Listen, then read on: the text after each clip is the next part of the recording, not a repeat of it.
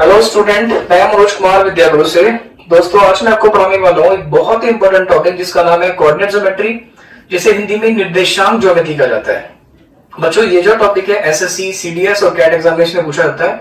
Exam इस पे बहुत ही अच्छे क्वेश्चन पूछता है। ठीक है, अगर आज का ये वीडियो आपको पसंद है तो उसको ज्यादा से ज्यादा लाइक कीजिएगा, ज्यादा से ज्यादा सब्सक्राइब कीजिएगा।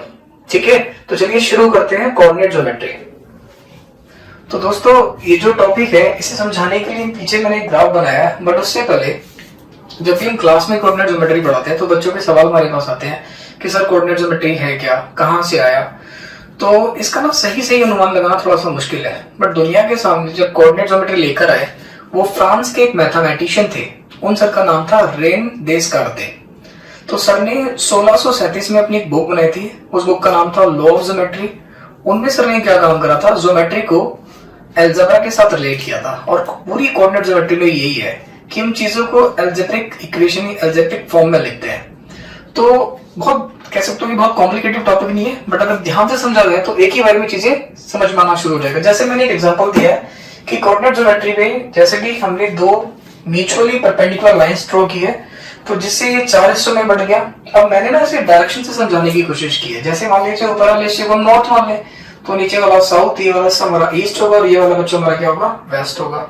अब मान लीजिए कि मुझे ना अपनी लोकेशन पता करनी है कि किस जगह खड़ा होकर मेरी जो लोकेशन है जहां मैं पढ़ा रहा हूँ, मेरी वो लोकेशन क्या है। यानी भारत के नक्शे में अगर मैं देखना चाहूँ कि मैं कहाँ पे स्टैंड कर रहा हूँ, किस लोकेशन पे खड़ा होकर बढ़ा रहा हूँ और आप किस लोकेशन पे बैठकर पढ़ रहे हो, तो मैंने 2 इंडिकेशन दी है। जैसे मान लीजिए ये मेरी लोकेशन है, तो मैंने कहा कि अगर आप ईस्ट की तरफ 4 यूनिट और नॉर्थ की तरफ 3 यूनिट जाएंगे तो आप मेरी लोकेशन पे आ जाएंगे।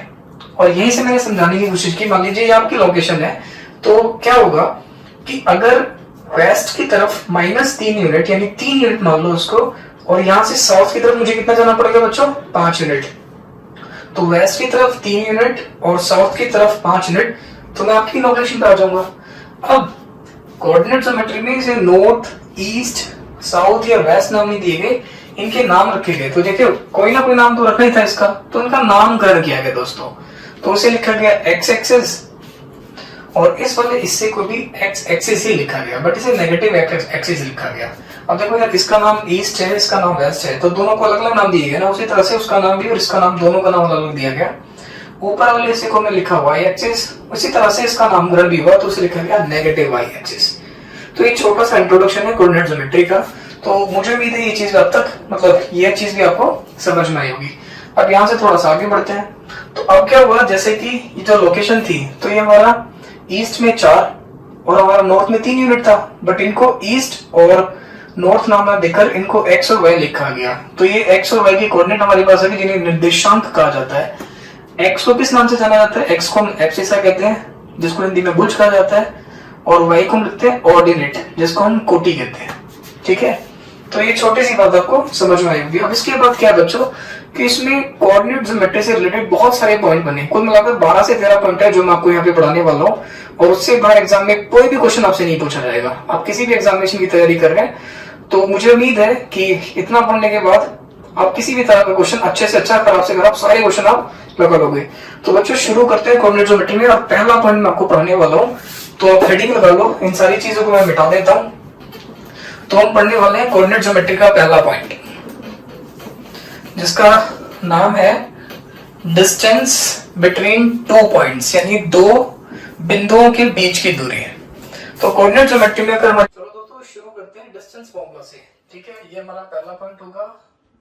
आप मेरे साथ हेडिंग डाल लो। इसे लिखते हैं डिस्टेंस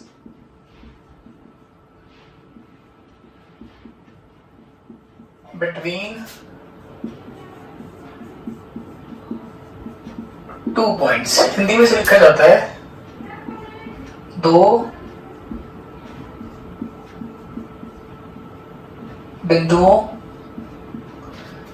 के बीच दूरी। ठीक है दोस्तों, इसका जो फॉर्मूला होता है वो कुछ इस तरह से होता है, x2 माइनस x1 का whole square y2 minus y1 का होल स्क्वायर। इस फॉर्मूले से हम किन्हीं दो बिंदुओं के बीच की दूरी को निकाल सकते हैं। अब ये फॉर्मूला कैसे बना, चलो उसको सीखते हैं जरा एक बार। बहुत सिंपल सा कंसेप्ट है इसका।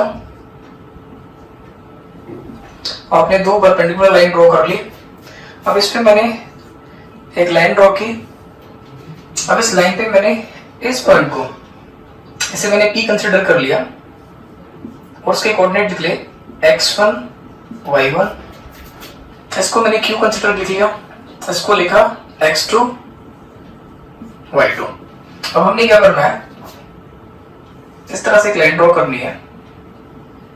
आप मुझे बताओ इस पॉइंट का यहां से यहां तक का जो डिस्टेंस होगा, यहां से यहां तक का डिस्टेंस ये y1 है, तो यहां से यहां तक भी y1 होगा। बट इस बिंदु से इसका, इस लाइन का जो डिस्टेंस है वो हमारे पास कितना है y2। इसका मतलब अगर मैं केवल इस डिस्टेंस की बात करूं तो ये मेरे पास कितना जाएगा y2 माइनस y1। उसी तरह से हमारे पास अगर यहां तक का डिस्टेंस मैं बात करूं तो इस लाइन से यहां तक का डिस्टेंस हमारे पास है x2 और इसी लाइन से यहां तक का डिस्टेंस है x1। तो ये जो डिस्टेंस मेरे पास आ जाएगा कितना जाएगा x2 माइनस x1। अब हमारे पास ये एक राइट एंगल ट्रायंगल बन रहा है और हमें हाइपोटेनस इसका फाइंड आउट करना है। तो आपको पता है कि हाइपोटेनस का जो फॉर्मूला होता है तो उसे हम बाय पाइथागोरस थ्योरम निकाल सकते हैं। तो हाइपोटेनस का स्क्वायर इक्वल टू होता है बेस स्क्वायर प्लस में परपेंडिकुलर, और मैं हाइपोटेनस अगर निकालूंगा तो ये मेरे पास आएगा बेस का स्क्वायर प्लस में परपेंडिकुलर का स्क्वायर। आप मुझे बताओ इस राइट एंगल ट्रायंगल का जो बेस है क्या वो हमारे पास x2 माइनस में x1 का होल स्क्वायर, और जो परपेंडिकुलर हमारे पास है वो हमारे पास क्या है y2 माइनस y1 का होल स्क्वायर। और यही फॉर्मूला हमें निकालना था। ये बहुत सिंपल सी बात आपको समझ में आई होगी।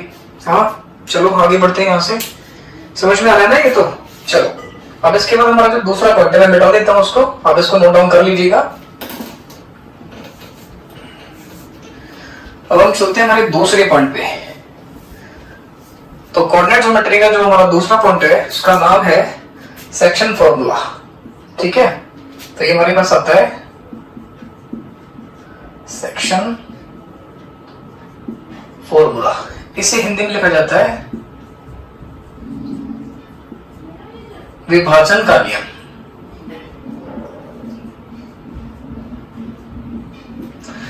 तो इसमें हम क्या करते हैं, इसमें हमारे पास देखो सेक्शन फॉर्मूला में हम तीन चीजें पढ़ने वाले हैं। पहला इंटरनली, दूसरा हम पढ़ेंगे एक्सटर्नली, तीसरा हम पढ़ेंगे मिड पॉइंट। इंटरनली का मतलब होता है अंत विभाजन, अंत विभाजन। इसको हम लिखते हैं बाह्य विभाजन।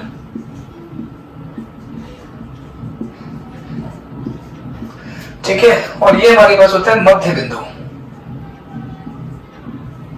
मध्य बिंदु। ठीक है बच्चों, सेक्शन फॉर्मूला में हमारे पास क्या होता है, हमारे पास एक लाइन होती है। ठीक है, मान लीजिए हमारे पास कोई भी लाइन है AB। अब AB पे कोई भी पॉइंट आप कंसीडर कर लो। जब आप AB पे कोई भी पॉइंट कंसीडर कर लेते हैं, मान लीजिए हम C कंसीडर कर लेते हैं, तो जो C होगा वो AB को दो हिस्सों में बांट देगा। जैसे एग्जांपल के तौर पे यहाँ मैं समझाता हूँ आपको, हमने इसे मिटा देते हैं। ठीक है, ये आप लिख लीजिएगा इंटरनली, एक्सटर्नली, मिड पॉइंट। ये तीनों पॉइंट मैं आपको सिखाने वाला हूँ यहाँ पे सेक्शन फॉर्मूला पे। ठीक है, सबसे पहले मैं आपको इंटरनली बताने वाला हूँ। तो इंटरनली के बारे में पढ़ रहे हैं अंत विभाजन के बारे में। तो अब देखो जरा अंत विभाजन क्या होता है। जैसे मान लीजिए हमने इस तरह से परपेंडिकुलर लाइंस ड्रॉ की हैं। ठीक है, हमने किस तरह से एक सीधी रेखा बनाई, तो इसे मान लिया हमने P, इस पे कोऑर्डिनेट लिख लिए x1 और y1, इसको Q कंसीडर किया, इसको लिखा x2 और y2। तो P के कोऑर्डिनेट से x1, y1 और Q के कोऑर्डिनेट्स आ गए हमारे पास x2 और y2। तो इंटरनल डिवीजन में क्या होता है, जैसे मान लीजिए इस लाइन पे कहीं भी आप कोई पॉइंट कंसीडर कर लो। तो मैंने एक पॉइंट कंसीडर कर लिया R, इसके कोऑर्डिनेट लिखे मैंने x और y। तो x और y जब कोऑर्डिनेट मैंने लिखे हैं तो यहां मैं लिखता हूं दोस्तों, तो जो x होगा तो x की वैल्यू हमारे पास आएगी, अगर मैं इस रेशियो को m और इस रेशियो को n कंसिडर कर लूं, तो हमारे पास x कोऑर्डिनेट कैसे निकालेंगे, तो ये होगा mx2 प्लस nx1 अपॉन में m+n, और y होगा हमारे पास my2 प्लस ny1 m+n। तो इस फॉर्मूले से हम r के कोऑर्डिनेट यानी x और y को फाइंड आउट कर सकते हैं। बट ये फॉर्मूला बना कैसे, इसकी बात करते हैं। चलो यार, बहुत सिंपल सी चीज है, मैं समझाता हूँ जरा आपको। तो हमें क्या करना है, देखो यार, अगर मैं इसको ऐसे यहां मिला दूं और इसको मिला दूं, तो हमारे पास ये दो ट्रायंगल बन रहे हैं। ठीक है, दो ट्रायंगल बन रहे हैं, समझना जरा। ठीक है, थोड़ा सा इंपॉर्टेंट है, ध्यान से समझना जरा।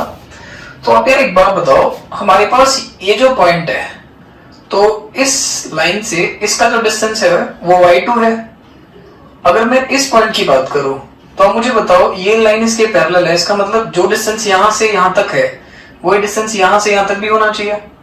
और यहाँ का जो डिस्टेंस हमारे पास है वो y है, यानी यहाँ का डिस्टेंस होगा इस पॉइंट से इस पॉइंट का जो डिस्टेंस होगा वो भी y होगा। ठीक है, तो ये यहां से यहां तक हमारे पास था y2 और यहां से यहां तक हमारे पास y है, तो सिर्फ ये डिस्टेंस हमारे पास क्या होगा, तो ये होगा y2 माइनस में y। उसी तरह से दोस्तों, इस पॉइंट से इस लाइन का जो डिस्टेंस है वो y है और ये लाइन इसके पैरेलल है, तो यहां से इस पॉइंट से इस लाइन का डिस्टेंस मेरे पास कितना है, y1। तो इस पॉइंट से भी वही डिस्टेंस होगा, तो यहां से यहां तक का डिस्टेंस y1 है। तो अगर मुझे केवल इस लाइन का डिस्टेंस निकालना है, तो ये आ जाएगा y माइनस y1। बात समझ में आई? चलो आगे बढ़ते हैं। यहां से इस पॉइंट का इस लाइन से जो डिस्टेंस है वो x2 है, ये लाइन इसके पैरेलल है, तो ये पॉइंट का डिस्टेंस यहां से कितना होगा, x2 होगा, और इस पॉइंट का यहां से डिस्टेंस हमारे पास है x1। तो अगर मुझे केवल इसका डिस्टेंस निकालना है, तो ये क्या होगा, x2 माइनस में x। बात समझ में आ रही है? इस पॉइंट का इस लाइन से जो डिस्टेंस है वो x है, इस पॉइंट का इस लाइन से जो डिस्टेंस है वो x2 है। तो केवल इस लाइन का डिस्टेंस निकालने के लिए x2 में से x माइनस करेंगे तो हमारे पास ये डिस्टेंस आ जाएगा। वैसे ही कुछ इस पॉइंट का इस लाइन से जो डिस्टेंस है वो x है और इस पॉइंट का इस लाइन से जो डिस्टेंस है वो x1 है, तो हमारे पास कितना आ जाएगा, x माइनस में x1। ठीक है, बात समझ में आ रही है? ठीक है ना, ये 1 ये कोमा है, इसे हटा दो, मैंने ना कोमा नहीं लगाया क्योंकि फिर कंफ्यूजन सी होती है। तो ये x1 y1 है, ये xy है, तो ये x2 और y2 हमारे पास कोऑर्डिनेट है p r और q के। तो अब मुझे बताओ, देखो जरा एक चीज यहाँ पे समझनी है कि हमारे पास ये जो एंगल है ये 90 डिग्री है और ये एंगल भी हमारे पास क्या है, 90 डिग्री है।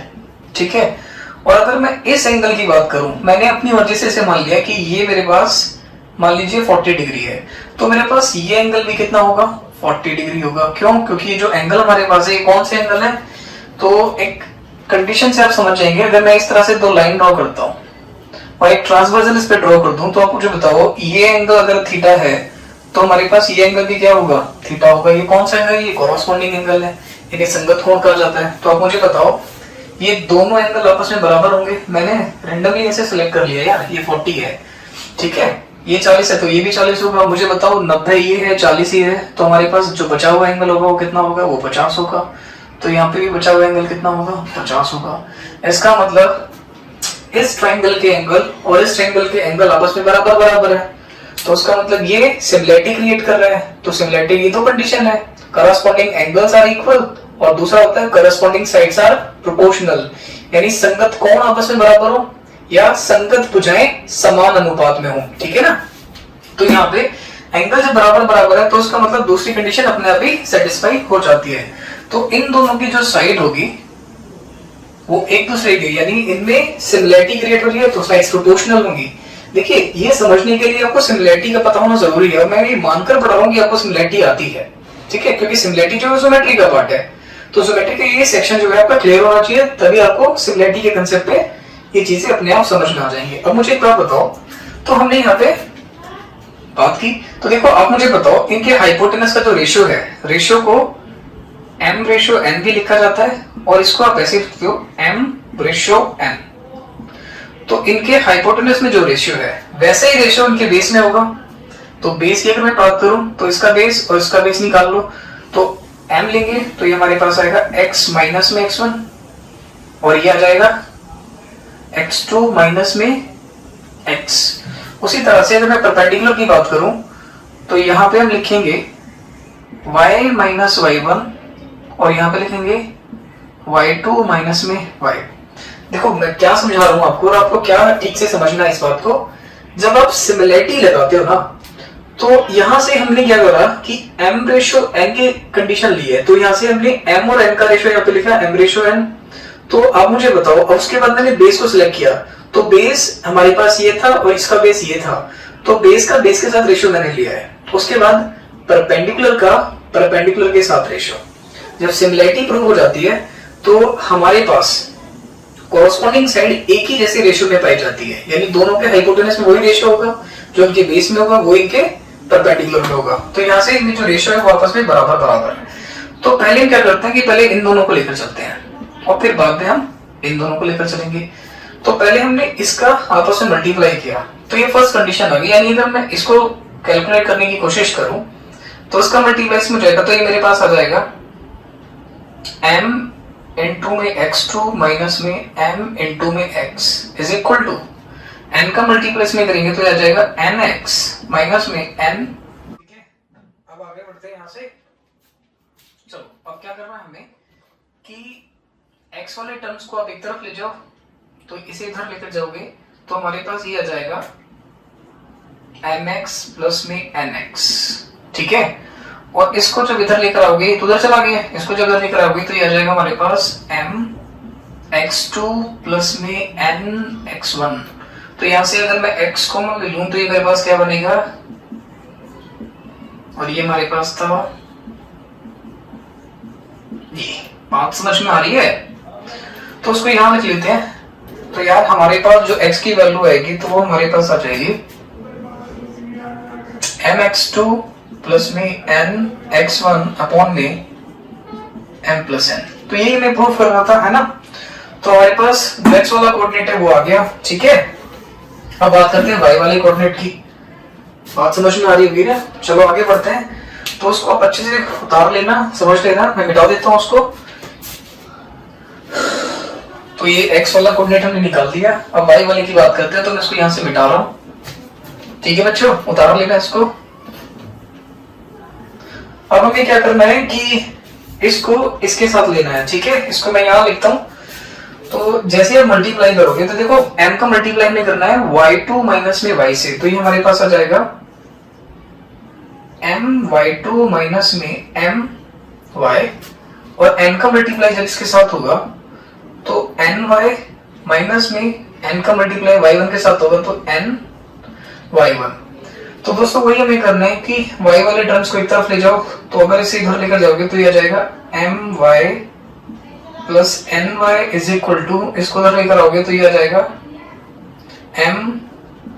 my2 plus ny1। यहां से y कॉमन ले लो आप, तो m plus n is equal to my2 plus ny1। तो हमारे पास y की वैल्यू आ गई my2 प्लस ny1 अपॉन में m प्लस n। तो यही हमें निकालना था। ठीक है, बात समझ में आ गई? तो x और y की वैल्यू कैसे निकालते हैं मुझे लगता है आपको समझ में आया होगा। ठीक है, चलो आगे बढ़ते हैं। अब हम बात करते हैं एक्सटर्नल डिवीजन की। तो ये इंटरनल डिवीजन है, आप इसको ऐसे फाइंड आउट करते हैं। अब जब इस पे क्वेश्चन पे काम करेंगे तो और अच्छे से इसका जो इंप्लीमेंट है, मतलब कैसे किस तरह का क्वेश्चन आ रहा है, तो वो भी आपको समझ में आता जाएगा। ठीक है, चलो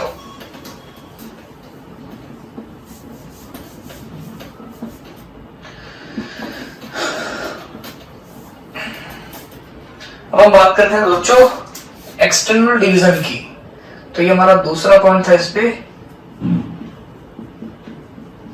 एक्सटर्नली, जिसे हम कहते हैं बाह्य विभाजन।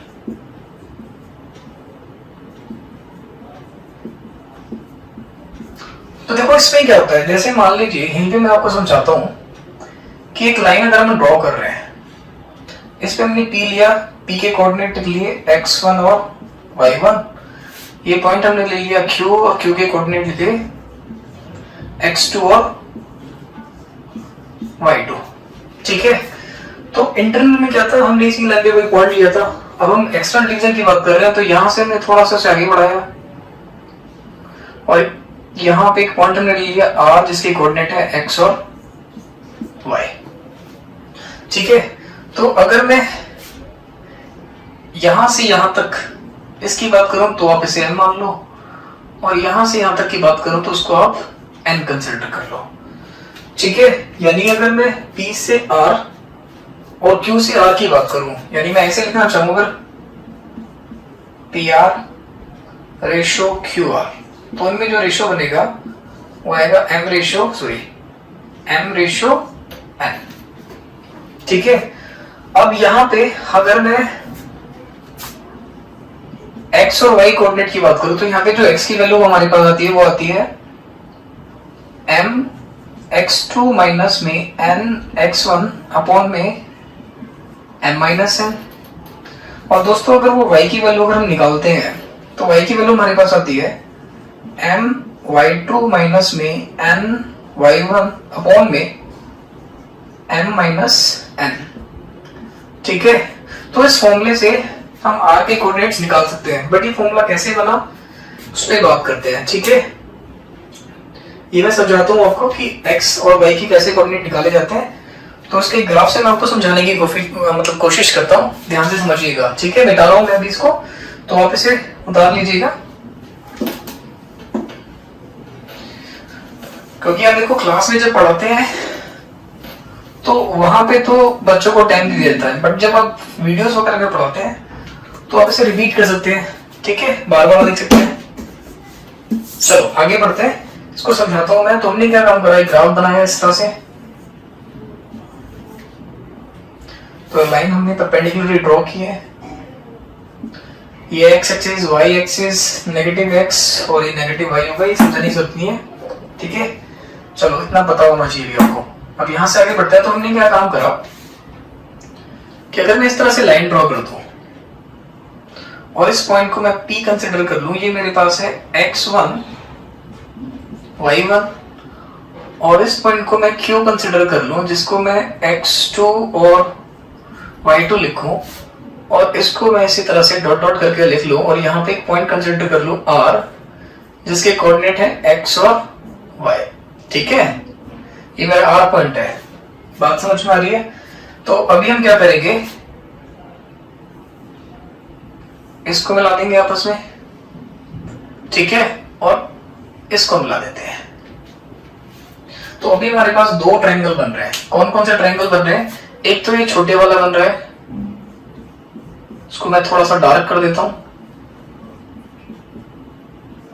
इस तरह से, और एक ये बड़े वाला बन रहा है। छोटे वाले को मैंने डार्क कर दिया, बड़े वाला को नजर आ रहा होगा, ये जो बड़ा वाला है ट्रायंगल हमारे पास बन रहा है। अब दोस्तों इसमें भी सिमिलरिटी बन रही है। सिमिलरिटी कैसे बन रही है, अगर मैं इसे 90 मान लूं, कंसिडर कर लूं, तो ये भी हमारे पास 90 क्योंकि परपेंडिकुलर है। ठीक है, उसी तरह से अगर मैं इसकी बात करूं, ये जो एंगल है कुछ भी कंसिडर कर लो, तो मैंने इसे 40 कंसिडर कर लिया, तो कॉरस्पॉन्डिंग एंगल होने की वजह से ये भी कितना हो जाएगा, 40 हो जाएगा। अगर ये 40 ये 90 है, तो हमारे पास इसका जो मान होगा वो 50 होगा, और छोटे वाले में भी क्या है, वो दोनों में कॉमन आ रहा है, तो उसका मान दोनों में कॉमन आ गया, तो ये और ये क्या हो गए, सिमिलर हो गए, तो इसमें सिमिलरिटी बन गई। तो जब सिमिलरिटी बन गई तो साइड्स क्या हो गई, तो साइड्स प्रोपोर्शनल हो गई, यानी इनकी साइड्स में एक जैसा रेशो आएगा। तो ये जो रेशो हमारे पास बेस का होगा वैसे ही रेशो परपेंडिकुलर में होगा, वैसे ही रेशो हाइपोटेनस में होगा। मुझे बताओ, हमने इसको कंसिडर किया क्या था, m कंसिडर किया था, और इसका रेशो क्या कंसिडर किया था, n कंसिडर किया था। तो हमने लिख लिया पहले, तो हमने पहले हाइपोटेनस का रेशो लिखा, तो हमारा रेशो आया m रेशो n।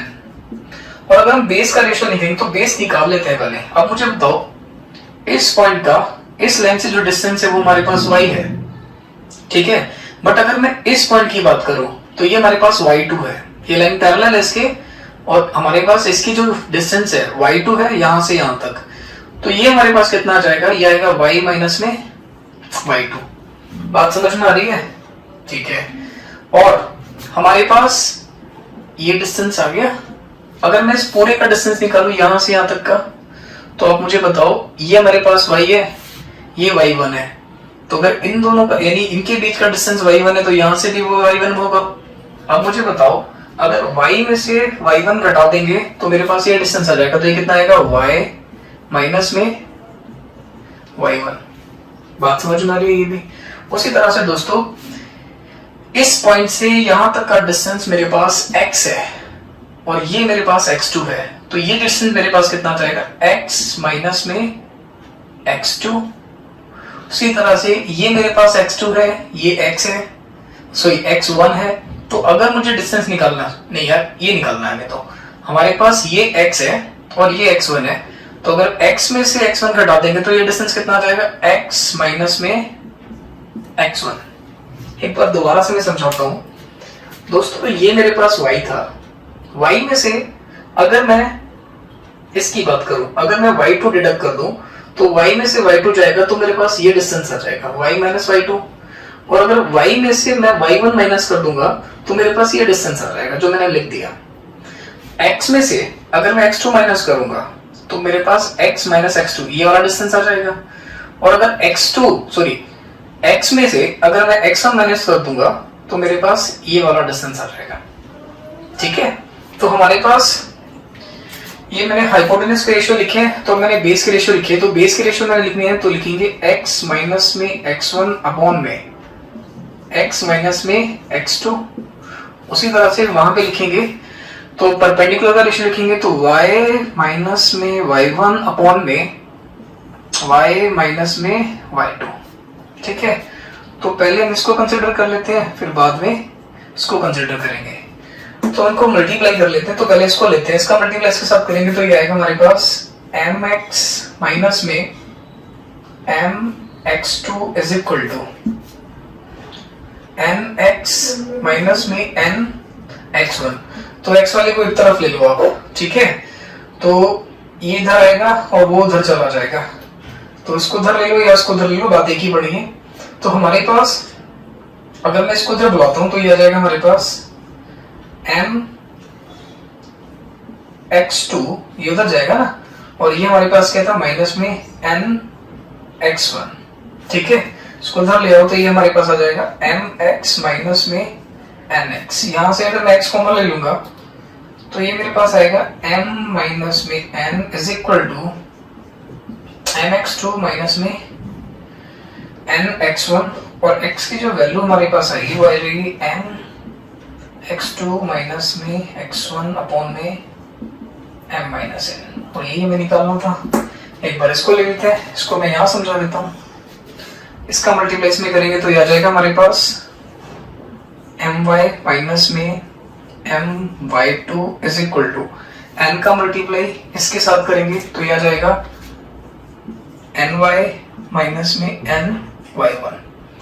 ठीक है, अब एक काम करो, इसको उधर फेंको, इसको उधर फेंको, तो जब ये इधर आएगा तो ये हमारे पास आ जाएगा my माइनस में ny इज इक्वल टू, ये उधर जाएगा तो my2 माइनस में ny1। यहाँ से y कॉमन ले लेंगे तो m माइनस n बचेगा is equal to my2 ny1, तो y इज इक्वल टू हमारे पास आएगा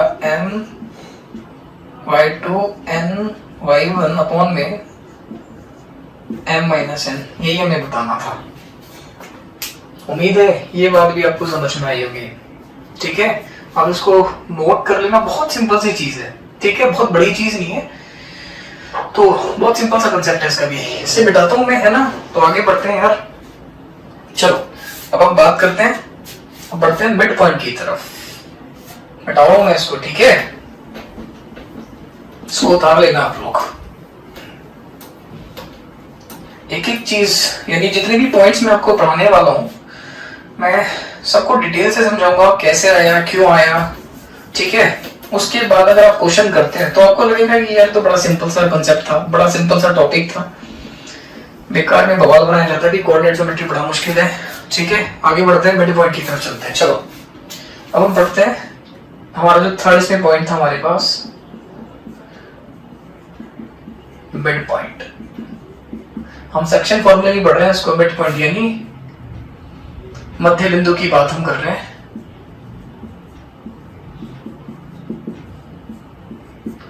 अब इसमें क्या होता है, देखो यार एक बार बताओ आप मुझे, अगर मैं एक सीधी रेखा खींचूं, ठीक है, और उसका मिड पॉइंट ड्रॉ कर दो, ये मिड पॉइंट है, तो मिड पॉइंट है तो उसको दो बराबर बराबर हिस्सों में बांटेगा, जब बराबर बराबर हिस्सों में बांटेगा तो उसका रेशियो कितना आएगा 1, इसका रेशियो कितना आएगा 1। इसको आप p कंसीडर कर लो, कोऑर्डिनेट लो, कोऑर्डिनेट आगे x1 और y1, इसको q कंसीडर कर लो, x2 y2, तो रेशियो हमारे पास 1:1 है, ठीक है। तो जब रेशियो हमारे पास 1:1 होंगे तो मिड पॉइंट के कोऑर्डिनेट में निकालने, इसको हम x ले लेंगे, इसको y ले लेंगे, तो x कोऑर्डिनेट। तो यार अगर मैं इसको m और इसको n कंसीडर कर लूं, तो जो फॉर्मूला में से पहले हमने पढ़ा था इंटरनल डिवीजन में, तो यहाँ पे भी अप्लाई होगा, बट m की वैल्यू 1 है हमारे पास, n की वैल्यू 1 है, तो यहाँ पे हम अप्लाई करेंगे तो 1 का मल्टीप्लाई किसी में करेंगे तो कोई फर्क पड़ने वाला नहीं है, तो सीधा सीधा हमारे पास कितना जाएगा x2 प्लस में x1। अब m प्लस n कर देते तो 1 और 1 कितना हो जाएगा 2। उसी तरह से अगर मैं इसको निकालूंगा तो यहाँ पे मेरे पास कितना जाएगा y2 y1 y2। तो ये हमारे पास क्या आ जाएगा, ये मिड पॉइंट के कोऑर्डिनेट्स आ जाएंगे। तो हमारे पास मिड पॉइंट के कोऑर्डिनेट कैसे आएंगे, ऐसे आप निकाल सकते हो। उम्मीद है ये बात भी आपको समझ में आई होगी, ठीक है। अब मैं आपको इस पे कुछ एग्जांपल कराता हूँ, ठीक है, मैं एग्जांपल लिख दूंगा, ठीक है, आप मुझे साथ साथ बता भी लेना और आगे बढ़ते हैं फिर यहाँ से आगे।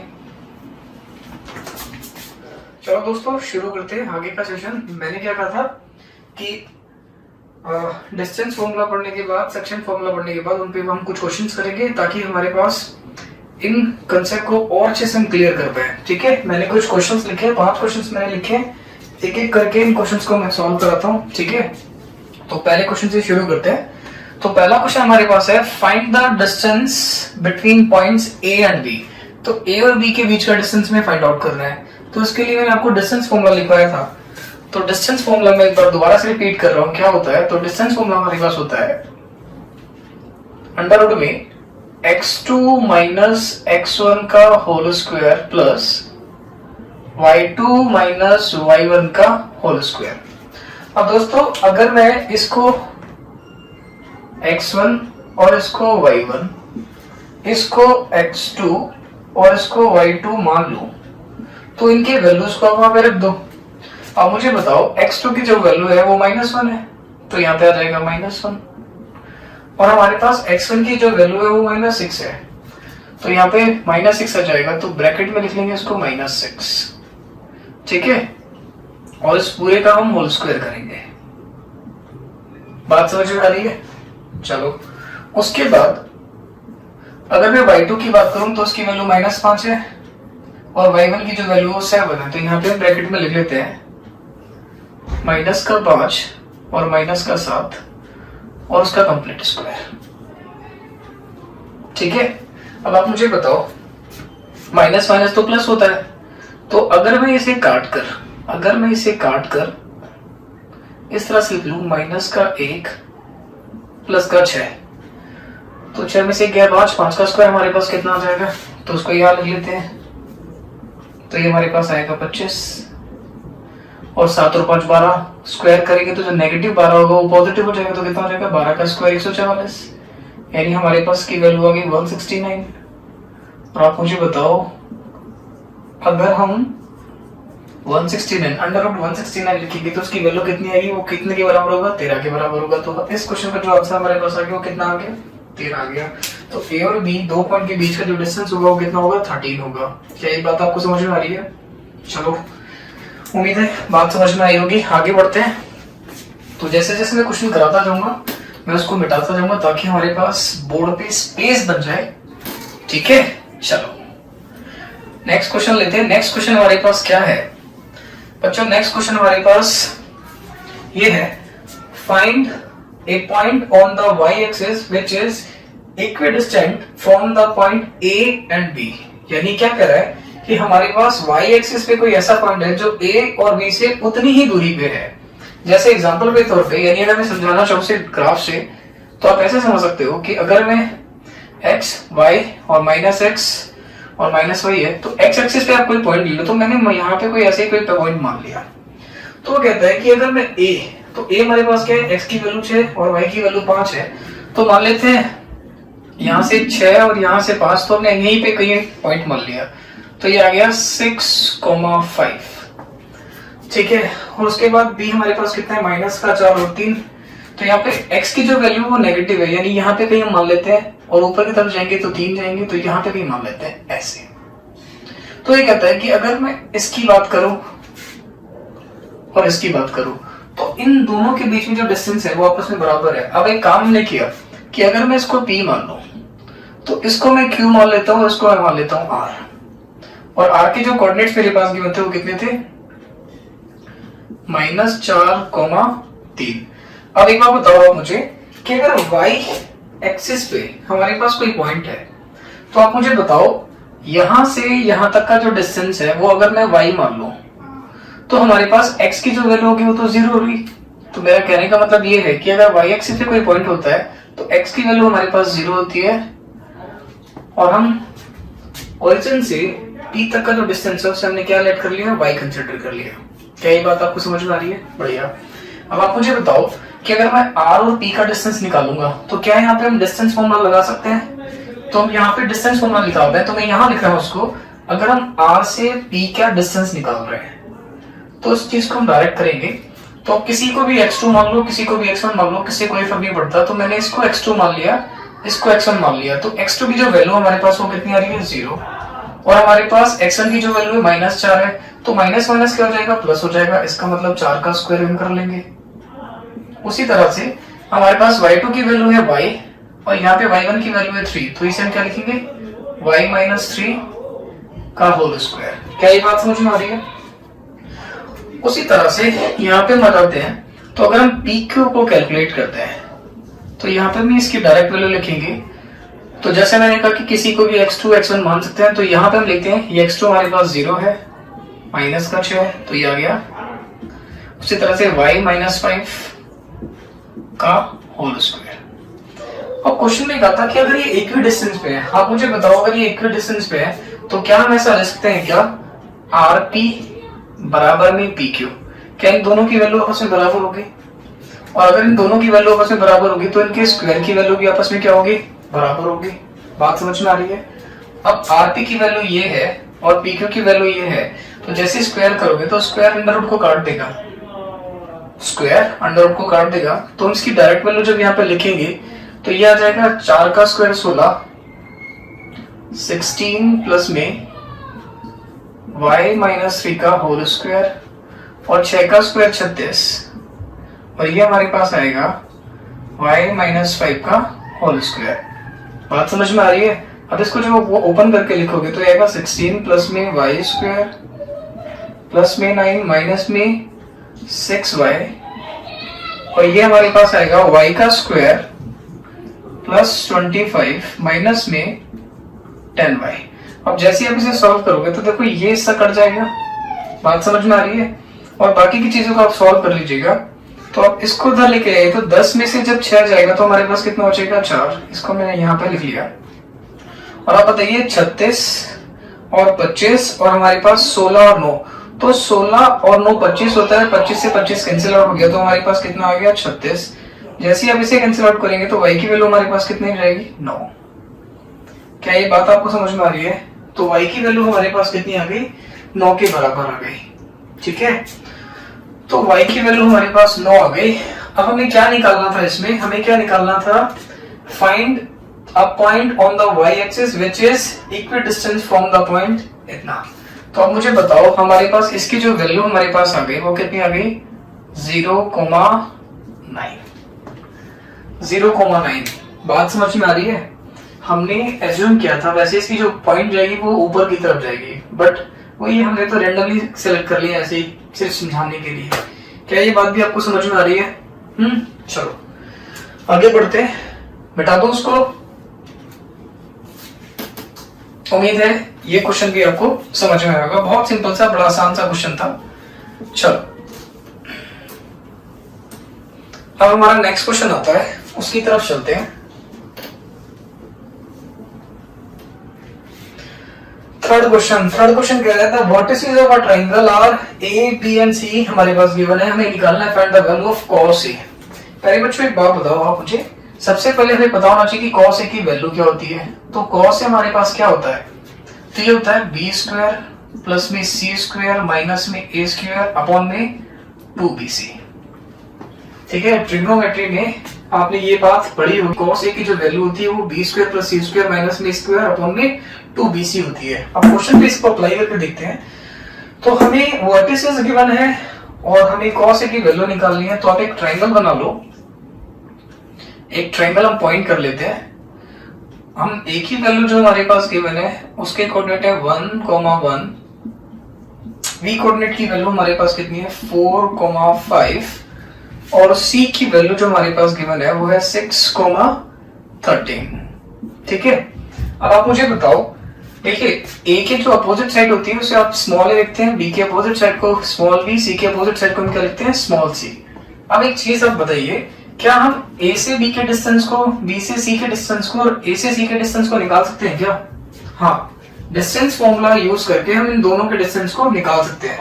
तो यार एक बात बताओ, जैसे हम ए बी की बात करेंगे तो डिस्टेंस फॉर्मूला जैसे हम लगाते हैं तो 4 में से अगर मैं 1 घटाता हूं तो 3 होगा और 3 का स्क्वायर हमें यहाँ पे करना है। 5 में से मैं 1 घटाता हूं तो 4 आता है और 4 का स्क्वायर मुझे करना है। तो जैसे आप इसे कैलकुलेट करेंगे 9 और 16 कितना आएगा 25, यानी ए बी की जो वैल्यू आ गई वो कितनी आ गई 5 आ गई। उसके बाद अगर मैं बी से सी का डिस्टेंस निकाल रहा हूं तो बी से सी का डिस्टेंस भी मैं निकाल सकता हूं। बी से सी का डिस्टेंस 6 में से 4 गया 2, तो यहाँ पे मुझे 2 का स्क्वायर करना है। और 13 में से अगर मैं 5 घटाता हूँ, 13 में से 5 अगर मेरे पास जाएगा तो कितना बचेगा मेरे पास 8 बचेगा। तो यहाँ पे मैं 8 का स्क्वायर कर रहा हूँ। तो आप मुझे बताओ, ये मेरे पास 4 आ गया और ये मेरे पास कितना आ गया 8 का स्क्वायर 64। तो 2 का स्क्वायर मेरे पास आ गया 4 और 8 का स्क्वायर मेरे पास आ गया 64। तो ये मेरे पास कितना आ गया √ 68। क्या ये बात भी समझ में आ रही है? बढ़िया। उसके बाद मुझे C से A का डिस्टेंस निकालना है, तो C से A का डिस्टेंस भी निकाल सकते हैं। किससे? डिस्टेंस फॉर्मूला से। 6 में से 1 गया 5 और हमें 5 का स्क्वायर करना है जो 25 आएगा। 13 में से 1 गया तो मेरे पास आता है 12, तो मुझे यहाँ पे 12 का स्क्वायर करना है। तो आप मुझे बताओ, ये 25 और ये 12, तो क्या हमारे पास ये 169 होगा? हाँ, और इसकी वैल्यू किसके बराबर आएगी 13 के। तो मेरे पास AB, BC और CA का वैल्यू आ गया। तो आप मुझे बताओ, क्या AB की वैल्यू मेरे पास C है? हाँ, BC की वैल्यू मेरे पास A है और AC की वैल्यू कितनी है B है। तो यहाँ पे इस वैल्यू को पुट करो, तो इस वैल्यू को मैं पुट कर रहा हूँ। तो डायरेक्ट आप समझिएगा कि cos A निकालने के लिए मुझे B स्क्वायर करना है। आप मुझे बताओ, B की जो वैल्यू है, B की वैल्यू AC के बराबर है। मैं इसकी वैल्यू को बराबर लिख देता हूँ। तो ये मेरे पास 13 है। A की वैल्यू मेरे पास कितनी हमने निकाली है यहाँ से? A की वैल्यू हमारे पास आई है √ में 68 और C की जो वैल्यू हमारे पास आई है वो मेरे पास आई है 5। तो वैल्यू पुट करते हैं। तो पहले में B स्क्वायर करना है, B का स्क्वायर करेंगे तो 169 प्लस में C का स्क्वायर करना है, C का स्क्वायर 5 यानी 5 का स्क्वायर करेंगे 25 माइनस में A का स्क्वायर करेंगे तो कितना बचेगा 68 अपॉन में 2BC। तो B मेरे पास 13 है, ये 5 है, तो मैं लिखूंगा 13 गुना में 5। ठीक है, अब मुझे बताओ, देखो 69 में से 68 घटाएंगे तो 1 बचेगा, यानी 101 और 25 कितना हो गया 126, 126। बात समझ में आ रही है? 5 2 से 10, 13 से गुना करेंगे कितना आ जाएगा 130। इसको जैसे ही आप काटोगे तो यार ये 2 से कटेगा। तो 2 से कटने के बाद मेरे पास बचेगा 6 और ये बचेगा 3, बचे में कितना आ जाएगा 65। तो हमारा जो आंसर होगा वो कितना आएगा 63/65। बात समझ में आ रही है? बड़ा सिंपल सा, बड़ा आसान सा क्वेश्चन है। एग्जाम इस क्वेश्चन को, मतलब इस तरह के क्वेश्चन एग्जाम में पूछे जा सकते हैं, यानी एग्जाम में इस तरह का क्वेश्चन आपसे पूछ सकता है। उम्मीद है ये छोटा सा क्वेश्चन भी डिस्टेंस फॉर्मूला पे आपको समझ में आया होगा। ठीक है, अगर नहीं समझ में आता तो बार बार वीडियो को देखिएगा तो अच्छे से समझ में आ जाएगा। अब चलते हैं अपने नेक्स्ट क्वेश्चन पे। तो मिटा दो उसको, उम्मीद है आपको समझ में आएगा। 1-2 बार देखिएगा, अच्छे से चीजें समझ में आ जाएंगी। चलो, अब हमारा नेक्स्ट क्वेश्चन जो है ये भी बड़ा अच्छा क्वेश्चन है। तो देखिए जरा क्या कहता है क्वेश्चन। क्वेश्चन कहता है find the coordinate of the point which divides the line segment joining the point 6,3 and -4,5 in the ratio of 3:2 internally. It means ये कहना चाहता है कि हमारे पास दो पॉइंट है, कोई भी पॉइंट मान लो ए और बी, कोई पॉइंट है उनके बीच में आर मान लो, जो 3 और 2 के अनुपात में से बांट रहा है, तो उस आर की कोऑर्डिनेट्स हमें निकालनी है। क्या कहना चाहता है क्वेश्चन ये कहना चाहता है कि अगर मैं कोई एक लाइन ड्रॉ करूं, इसको P कंसिडर कर लूं, इसको Q कंसिडर कर लूं, तो P के कोऑर्डिनेट है 6,3 यानी 6,3 और ये हमारे पास है -4,5। तो कहता है कि इसके कहीं पे भी एक पॉइंट आप कंसिडर कर लो R, जिसके कोऑर्डिनेट है x और y, जो उसे किस अनुपात में बांट रहा है, 3:2 में। अब मुझे एक बात बताओ, 3:2 में अगर वो बांट रहा है तो 3m और 2 को हम n कंसिडर कर ले, तो क्या हमें इसका फॉर्मूला मैंने आपको लिखवाया, हाँ।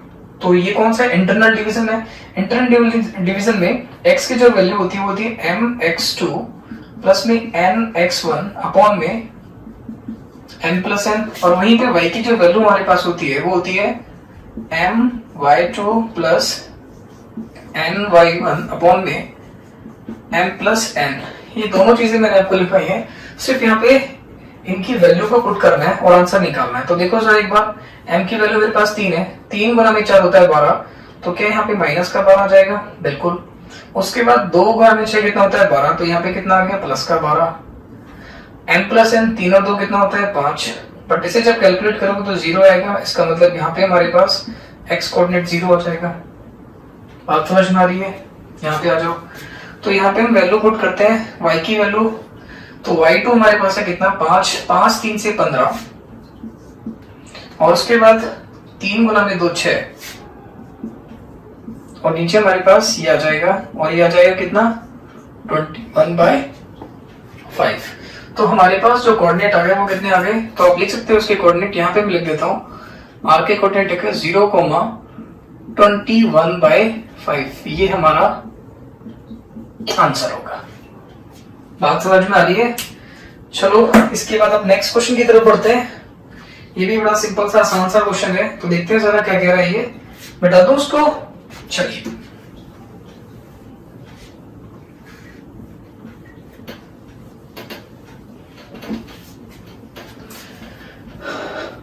बड़ी यार मेहनत करनी पड़ती है बोर्ड को मिटाने के लिए। थोड़ा सा काला है बोर्ड क्योंकि पुराना हो चुका है, जल्दी एक नया बोर्ड लेंगे, बट उससे पहले इसी से काम चलाते हैं अभी तक।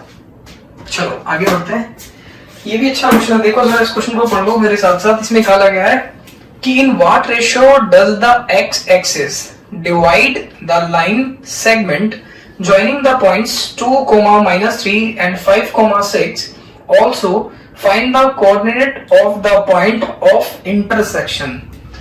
ये कहना चाहता है कि हमारे पास, इसे ग्राफ से समझाते हैं, अगर हम y और एक्सिस पे परपेंडिकुलर लाइंस ड्रॉ करते हैं, तो ये कहता है in what ratio does the x axis divide the line. तो x एक्सिस पे यानी यहाँ पे कोई एक पॉइंट है जो इस लाइन को डिवाइड कर रहा है। अब इस पे कोई भी पॉइंट कंसीडर कर लो, तो हम इसे P मान लेते हैं, P मान लेते हैं, और P के कोऑर्डिनेट हमारे पास कितना है 5 और 6 मान लेते हैं। इसको मैंने मान लिया 5 और 6। अब हमारे पास ये जो था इसे Q मान लो, और Q पे हमारे जो कोऑर्डिनेट है वो हमारे पास कितना है 2, -3। ठीक है। अब ये कह रहा है कि किस रेशो में x एक्सिस इन दोनों को बांट रहा है और x के जो कोऑर्डिनेट होंगे वो क्या होंगे। तो इस पॉइंट के कोऑर्डिनेट भी हमें निकालना है। तो देखो एक बात तो तय है कि अगर मुझे इस पॉइंट के कोऑर्डिनेट निकालना है, इस पॉइंट के कोऑर्डिनेट निकालना है जिसको मैंने r कंसीडर कर लिया, तो x पे कोई पॉइंट है, तो यहां से इस डिस्टेंस को, यानी इस पॉइंट की जो डिस्टेंस यहां से यहां तक है उसे मैं x कंसीडर कर लेता हूं। बट हमारे पास y का जो डिस्टेंस है, अगर मुझे y की तरफ जाना है तो y की तरफ कितना गए 0। तो उसका मतलब ये हम कह सकते हैं कि यहाँ पे x की वैल्यू कुछ भी हो सकती है, तो x की वैल्यू को मैंने x माना, बट y की जो वैल्यू होगी वो हमारे पास क्या होगी 0 होगी। क्या ये बात समझ में आ रही है? हाँ। चलो अब दूसरी बात हमें रेशो फाइंड आउट करने हैं कि किस रेशो में चीजों को बांटा गया। तो यार एक बात बताओ, in what ratio does the axis divides the line. तो यार अब इसको एक बात समझो कि हम यहां से यहां तक यार इसको m मानते थे और इसको n मानते थे, तो ऐसा लिख सकते हैं इसको m/n। तो अगर n को मैं m के बटे में ले जाऊं तो क्या ऐसे लिख सकते हैं इसको, तो तो आप कहोगे हाँ जी बिल्कुल लिख सकते हैं, तो मैं भी कह रहा हूँ लिख सकते हैं। तो अब मैंने क्या करा, m और n को कुछ भी ये कंडीशन मान लो, तो मैंने m और n को a कंसिडर कर लिया, या मैंने इसको चलो a ही मान लेते हैं। तो मैंने मान लिया a:1, तो a की जो वैल्यू हमारे पास है वो किसके बराबर है, m/n के। तो यार अब हम इसे अप्लाई करके देखते हैं, तो इसे फॉर्मूले पे लगाकर देखेंगे। तो हमारा जो फॉर्मूला होता है, तो x के कोऑर्डिनेट यहां से निकालते हैं, तो आप इसे क्या लिखते हो, तो अब a हमारे पास यहाँ पे आ जाएगा और 1 की वैल्यू n को रिप्रेजेंट करेगी। बात समझ में आ रही है? तो अप्लाई करते हैं। तो फॉर्मूला होता है इसका ax2, तो यहाँ पे लिखेंगे 2a और हमारे पास की वैल्यू 1 है, और 1 को मल्टीप्लाई करेंगे 5 के साथ, तो कितना बचेगा 5 अपॉन में कितना आएगा a+1। क्या ये बात समझ में आ रही है? दूसरा, अब जब इसको आप कैलकुलेट करोगे तो दोस्तों इसकी वैल्यू तो हमारे पास 0 के बराबर है, तो यहाँ पे जब हम कैलकुलेट करेंगे तो a का मल्टीप्लाई हम करेंगे किसके साथ, -3 के साथ, तो कितना आ जाएगा -3a, और 1 का मल्टीप्लाई करेंगे 6 के साथ, तो आ जाएगा 6 अपॉन में कितना आएगा a+1। क्या ये बात भी समझ में आ रही है? अब यहाँ पे हमें a की वैल्यू निकालने के लिए अब मुझे बताओ, हमारे पास y की जो वैल्यू थी वो 0 के बराबर थी, तो मैंने इसको 0 के बराबर रखा। इसका मल्टीप्लाई जब मैं इसके साथ करूंगा तो ये 0 हो जाएगा, तो मेरे पास क्या बचेगा -3a + 6 = 0। तो मेरे पास a की जो वैल्यू आ जाएगी, क्या वो मेरे पास 2 होगी क्या? हाँ या ना भाई? 6 उधर जाएगा, माइनस का 6 आएगा, माइनस माइनस प्लस हो जाएंगे, 3 से 6 को काटेंगे तो कितना आ जाएगा 2 आ जाएगा। तो a की वैल्यू कितनी आएगी, 2 आ गई। तो जब a की वैल्यू मेरे पास 2 आ गई, तो a की वैल्यू 2 आने का मतलब है a मेरे पास कितना था, m/n। हाँ ना, जल्दी बताओ, m/n था, तो a की वैल्यू मेरे पास कितनी आ गई, 2 आ गई। अब 2 जब मेरे पास आ जाएगी तो इस पूरे की वैल्यू मेरे पास 2 आ गई। तो अगर मैं यहाँ पे अप्लाई करके देखता हूं तो मेरे पास रेशियो कितना आएगा, 2:1। क्या बात समझ में आ रही है? तो हमारे पास जो इसकी वैल्यू आ गई, यानी हमारे पास जो रेशियो आएगा वो कितना आ जाएगा, 2:1 होगा। अगर मैं कोऑर्डिनेट की बात करूंगा तो यार एक बात बताओ, अब कोऑर्डिनेट्स अगर मुझे निकालने हैं तो यहाँ पे a की वैल्यू 2 आ गई, तो यहाँ पे वैल्यू रखकर देखेंगे तो 2 जब रखेंगे तो 2 × 2 4, और ये कितना हो जाएगा 5, सॉरी 2 × 2 4, 4 और 5 कितना हो जाएगा 9, और 2 और 1 कितना होता है 3। तो जैसे ही आप काटोगे तो कितना आ जाएगा 3। इसका मतलब अगर मैं कोऑर्डिनेट निकालने की बात कर रहा हूँ तो मेरे पास जो कोऑर्डिनेट होंगे इसको यहाँ लिख देता हूँ, तो मेरे पास होंगे 3,0। समझ में आ रहा है? बड़ा सिंपल सा, बड़ा आसान सा क्वेश्चन है, कोई बहुत ज्यादा कह सकते हो कि अच्छा क्वेश्चन नहीं है, बट फिर भी अगर आपको नहीं समझ में आता तो बार बार इसको देखिएगा। मैं एक बार जल्दी से समझाने की कोशिश करता हूँ। मैंने क्या लिखा है कि हमारे पास x एक्सिस पे कोई एक पॉइंट है, x एक्सिस पे कोई पॉइंट है जो p और q को डिवाइड कर रहा है। p के कोऑर्डिनेट्स गिवन है, q के कोऑर्डिनेट्स गिवन है। अब मुझे बताओ इन दोनों लाइंस में m और n का रेशियो होता है, तो मैंने लिखा है m/n। n को अगर मैं m के बटे में ले जाऊं तो उसको लिखा जाएगा m/n रेशियो 1। तो मैंने m और n की वैल्यू को a कंसिडर कर लिया, ठीक है, तो उसका मतलब रेशियो क्या गया, a/1। फिर दोबारा मैंने क्या काम करा, मैंने इंटरनल डिवीजन पे जो हमारा फॉर्मूला होता है x और y कोऑर्डिनेट निकालने का, वो मैंने लगाकर देखा। तो वो होता है हमारे पास mx2 + nx1 divide by m + n। तो अभी m की वैल्यू की जगह हम a लिखेंगे, n की जगह हम 1 लिखेंगे। तो a का मल्टीप्लाई अगर मैं 2 के साथ करता हूं तो 2a, 1 का मल्टीप्लाई 5 के साथ करूंगा तो 5 अपॉन में a+1। उसी तरह से a का मल्टीप्लाई -3 के साथ करेंगे तो -3a, 1 का मल्टीप्लाई 6 के साथ करेंगे तो 6, और बटे में आ जाएगा a+1। बट मैंने आपको बताया था कि x की वैल्यू हो सकती है, कुछ भी हो सकती है, बट y की वैल्यू तो 0 होगी। तो ये y कोऑर्डिनेट है जिसकी वैल्यू हमारे पास 0 है। तो जैसे ही हम इसे सॉल्व करते हैं तो यहाँ से a की वैल्यू आती है, इस a की वैल्यू को हमने यहाँ पे रखा तो x की वैल्यू आ गई। तो हमारे दोनों कोऑर्डिनेट आ गए 3,0। तो ये हमारा आंसर हो गया। और दूसरी बात, जब a की वैल्यू हमारे पास आ गई तो हमें ये वैल्यू a को रिप्रेजेंट कर रही है, जैसे ही a की वैल्यू रखेंगे तो रेशियो कितना आएगा 2:1। उम्मीद है ये बात भी आपको समझ में आई होगी। ठीक है, चलिए बाय बाय।